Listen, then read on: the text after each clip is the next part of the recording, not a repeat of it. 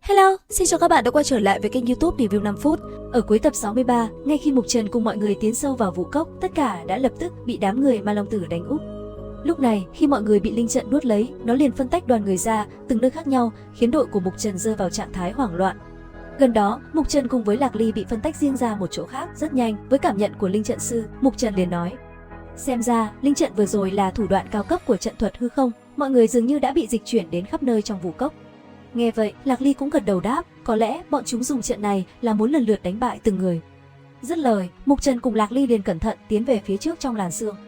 Cùng lúc này, đám người Ma Long Tử cũng đã tản ra, ở giữa trung tâm nơi ngọn núi cao, thanh âm tên bảy trận vang lên nói. Từ khoảnh khắc bọn họ tiến vào vũ cốc, mọi thứ đã được định sẵn rồi. Dứt lời, tiếng đàn từ đỉnh ngọn núi cao lập tức vang lên. Nghe được tiếng nhạc, Ma Long Tử vui sướng nói, cắn câu rồi, lần này các ngươi một kẻ cũng đừng hòng chạy thoát. Dứt lời, bọn chúng lập tức tản ra, đồng thời từ dưới mặt đất nơi Mục Trần cùng mọi người đang đứng, linh trận lập tức khởi động. Đầu tiên là Tô Huyên cùng mấy anh em yếu ớt, ngay khi trận pháp dưới chân sáng lên, theo tiếng đàn từ trên đỉnh núi tản ra, pháp trận lập tức phóng ra công kích về phía từng người. Đối diện với nó, Tô Huyên cùng mọi người phải chống đỡ hết sức khó khăn và vất vả, trong tay họ vũ khí không ngừng vung lên, đập tan những xúc tu đang lao tới. Giờ khắc đó, những người yếu ớt thậm chí đã bị những cái vòi kia cuốn lấy và trực tiếp bỏ mạng tại chỗ. Ngay cả Tô Huyên, cô ấy cũng không ngoại lệ, sau một thoáng sơ sẩy, cô ấy đã bị những sợi xúc tu kia cuốn lấy cơ thể và liên tục vùng vẫy.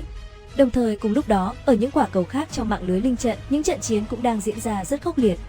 Lúc này, cầm trường thương trong tay, một gã đệ tử Bắc Thương cũng đang bị những sợi xúc tu bao vây và tấn công hết sức quyết liệt. Thế nhưng, đối với hắn, những sợi xúc tu này vẫn chưa thể kết thúc được trận đấu. Khi bị từng xúc tu cuốn lấy, chỉ thấy một vụ nổ ầm ầm vang lên, toàn bộ vỡ nát. Ngay sau đó, anh ta bị một tên cầm song đao tấn công, hắn chính là Cốt U, top 3 bảng treo thưởng, hai người giao chiến hết sức quyết liệt. Giữa không trung, từng tiếng leng keng va chạm giữa hai người liên tục vang lên. Gần đó, gã đệ tử cầm sáo trúc trên tay cũng đang thổi lên những khúc nhạc hóa thành từng đạo phân thân, một mình cân hai kẻ top 4 và top 6 của đối thủ. Còn Lâm Tranh, kẻ mạnh nhất lúc này, anh ta cũng đang phải đối đầu với một tên giảo hoạt, đó chính là Ma Long Tử.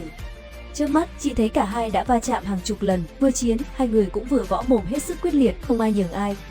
Đồng thời vào lúc đó, ở nơi sương mù bao phủ, Mục Trần cùng Lạc Ly tiến về phía trước, thì bất ngờ bị những xúc tu phóng ra tấn công.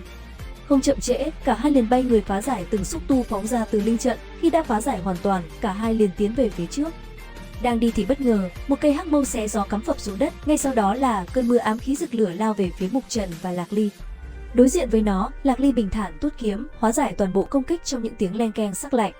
Tiếp theo, Xích Ngư hạng 7 cùng Mâu Tướng hạng 8 xuất hiện nói: tiểu tử, cho ngươi một cơ hội, chạy nhanh nhanh đi, nộp đứa con gái này cho ta, không chừng còn cho ngươi sống. Nghe vậy, Mục Trần lạnh lùng đáp, ta sẽ lấy hai tay, trừ cái mạng cẩu của ngươi lại. Dứt lời, trận chiến bùng nổ, Mâu Tướng tung hắc mâu mạnh bạo như hắc long xuyên không gian, nhưng Mục Trần lại chọn cách đối đầu trực diện đầy kinh ngạc. Rất nhanh, thân hình Mục Trần như điện xẹt, mặc kệ mọi mâu ảnh đâm vào cơ thể, anh tung một quyền uy lực đánh gãy song mâu, chấn văng Mâu Tướng đi xa hàng trăm trượng, khiến hắn phun máu tại chỗ. Thấy đồng bọn thảm bại, Xích Ngư đánh lén, nhưng Lạc Ly đã kịp thời xuất hiện quát, chặt hai tay bỏ lại, bằng không ta sẽ làm. Dứt lời, Lạc Ly lao lên, cứ như vậy, trận chiến kinh người giữa hai bên diễn ra, từng tiếng leng keng không ngừng va chạm vào nhau, tạo nên một cuộc quyết đấu kinh điển. Cuối cùng, hai tên kia thảm bại xoay người bỏ chạy, thế nhưng Lạc Ly chỉ lạnh lùng rút kiếm khỏi vỏ. Một đường kiếm quang nhẹ nhàng lướt qua đã cắt ngọt hai cánh tay của Xích Ngư ngay từ bả vai. Nhận một đòn đó, Xích Ngư phun huyết, hắn rơi tự do xuống đất cùng với hai cánh tay đã đứt lìa, kết thúc trận chiến khởi đầu. Tiếp theo, cuộc chiến sẽ gay cấn thế nào? Theo dõi kênh YouTube Review 5 phút để biết thêm chi tiết các bạn nhé. Xin chào và hẹn gặp lại!